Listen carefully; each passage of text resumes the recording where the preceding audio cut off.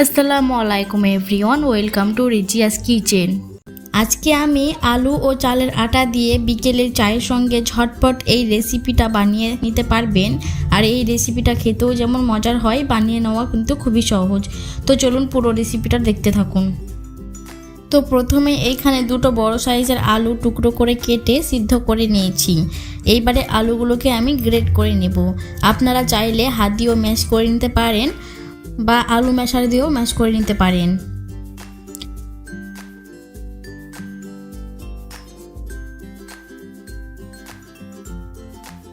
তো এখানে আমি আলুগুলোকে গ্রেট করে নিয়েছি। এইবারে নিয়ে নিচ্ছি স্বাদ মতো লবণ, হাফ চা চামচ লঙ্কার গুঁড়ো, হাফ চা চামচ চিলি ফ্লেক্স, হাফ চা চামচ অরিগ্যানো, হাফ চা চামচ চাট মশলা, হাফ চা চামচ গোলমরিচের গুঁড়ো,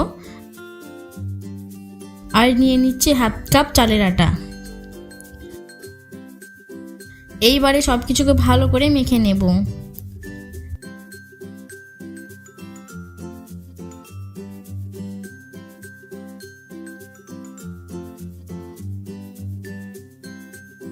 এইখানে আমি সব কিছু ভালো করে মেখে নিয়েছি। এইবারে বোর্ডের ওপরে ডোটাকে নিয়ে বেলে নেব।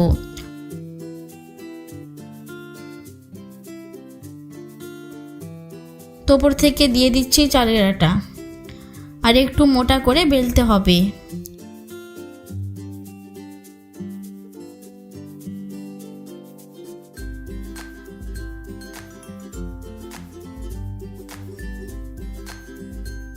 এই দেখুন আমি বেলে নিয়েছি। এবারে চারিদিক থেকে সমানভাবে কেটে নেব।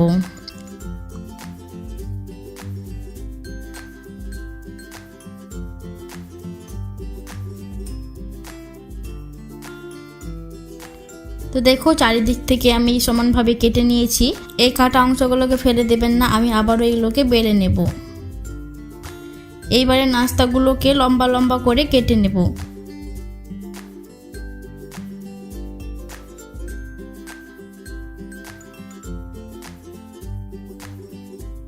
এই দেখুন আমি সবগুলো নাস্তা কেটে নিয়েছি।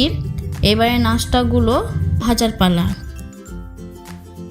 এখানে আমি তেলটা গরম করতে দিয়েছিলাম, তেলটা গরম হয়ে গিয়েছে। এবারে নাস্তাগুলো তেলে ভেজে নেব।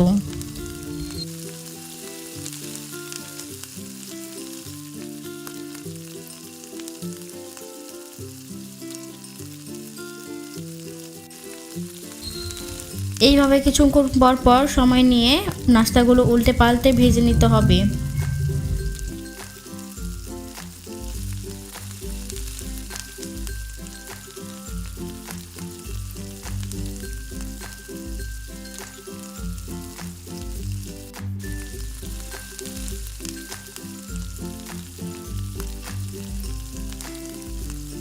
এখানে আমি নাস্তাগুলো উল্টে পাল্টে ভেজে নিয়েছি। ভালো করে আপনারাও ভেজে নেবেন।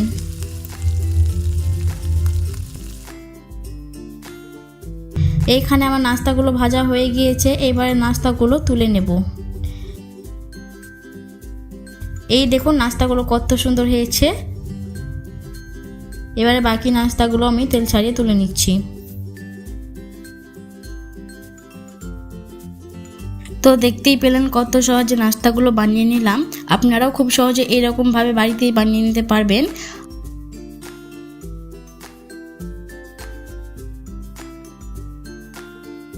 আর নাস্তাগুলো ছোট থেকে বড় সবাই খেতে পছন্দ করবে।